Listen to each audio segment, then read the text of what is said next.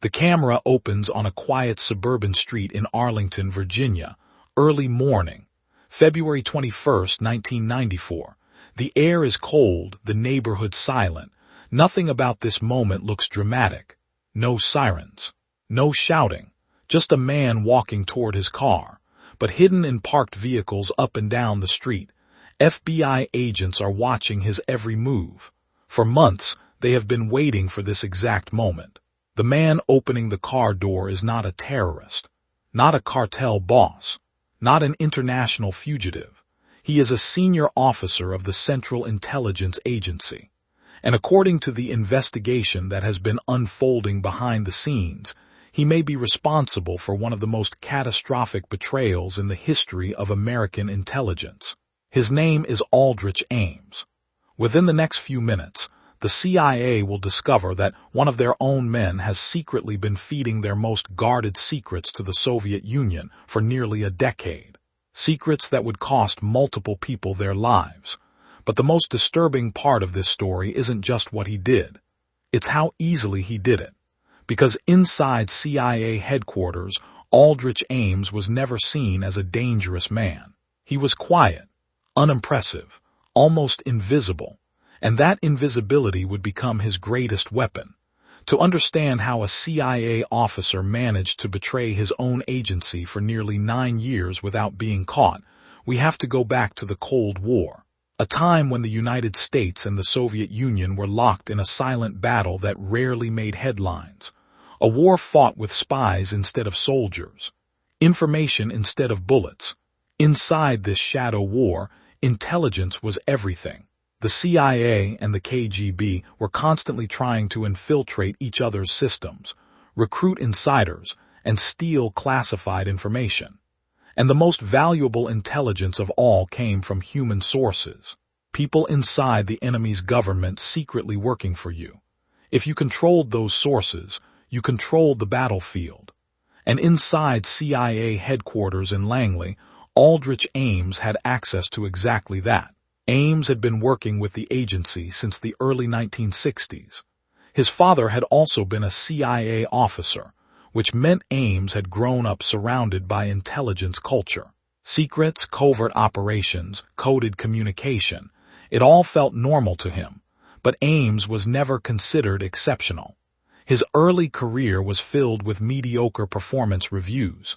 He struggled with field assignments. Colleagues described him as careless, sometimes sloppy. Yet somehow he always managed to stay inside the system. And eventually, he landed a position that gave him access to one of the CIA's most sensitive operational areas, Soviet counterintelligence. In simple terms, Ames was responsible for handling information about Soviet officials who had secretly agreed to spy for the United States. These weren't low-level informants. These were high-value assets buried deep inside the Soviet government and intelligence agencies. Generals, diplomats, KGB insiders, men who were secretly feeding critical intelligence to the CIA. Their identities were among the most closely guarded secrets in the entire agency. If the Soviets ever discovered who they were, those men would almost certainly be executed. And Aldrich Ames had access to every one of their names. At first, nothing seemed unusual.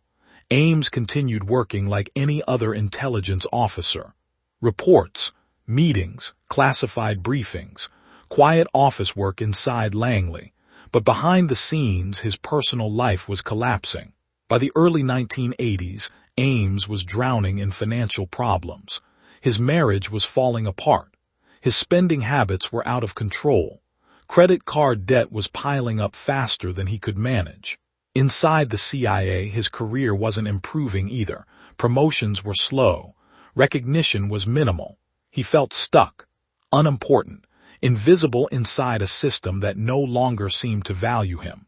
And then, sometime in early 1985, a dangerous idea began forming in his mind. What if the secrets he controlled were worth something? Not to the CIA, but to the Soviet Union.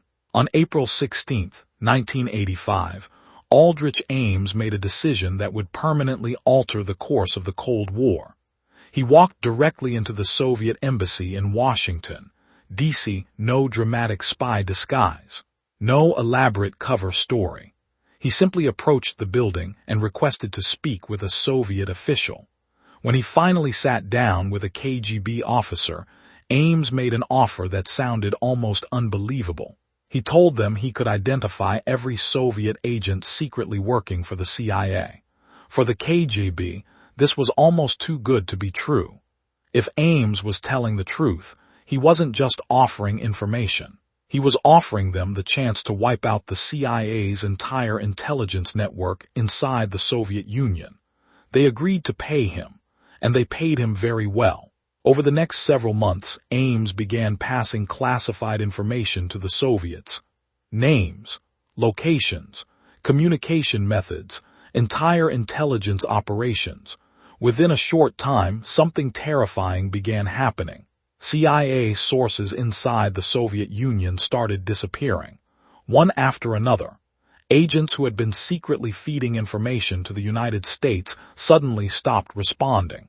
Meetings were missed. Encrypted signals went silent. Some of them were arrested. Others simply vanished. At first, CIA officials believed it might be coincidence.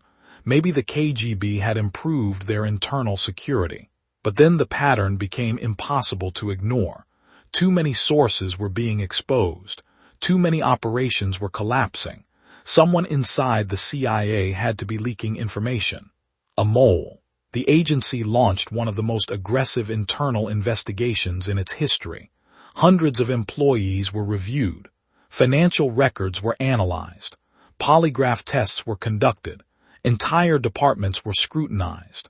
But Aldrich Ames remained invisible.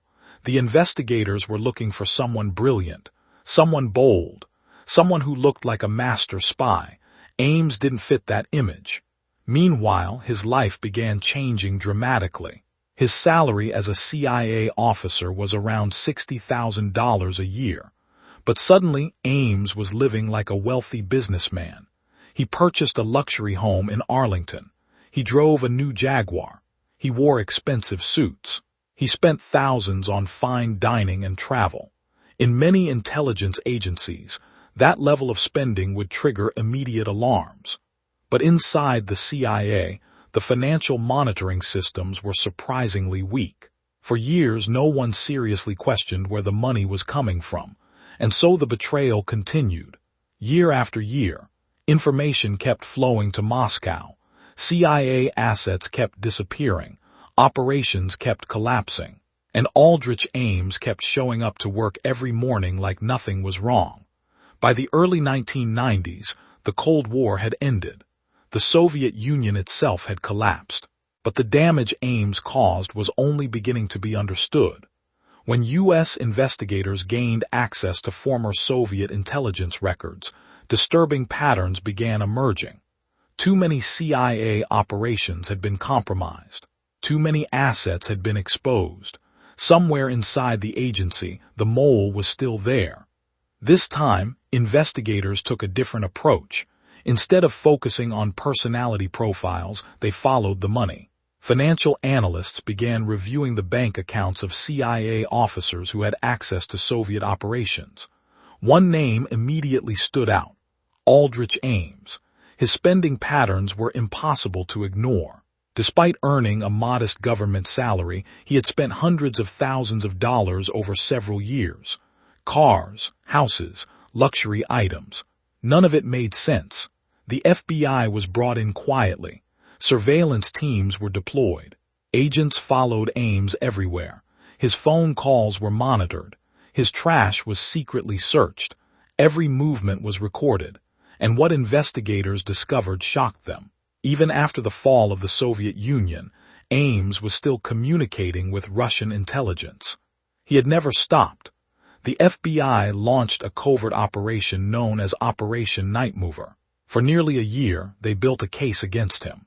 Then, on February 21, 1994, the operation moved into its final phase.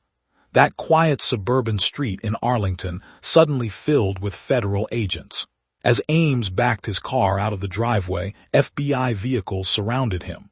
Within seconds, he was under arrest. Inside his home, investigators discovered evidence confirming years of espionage, encrypted messages, financial records, communication methods used to contact Russian intelligence. During interrogation, Ames didn't fight the accusations. He confessed, and what he revealed stunned the intelligence community.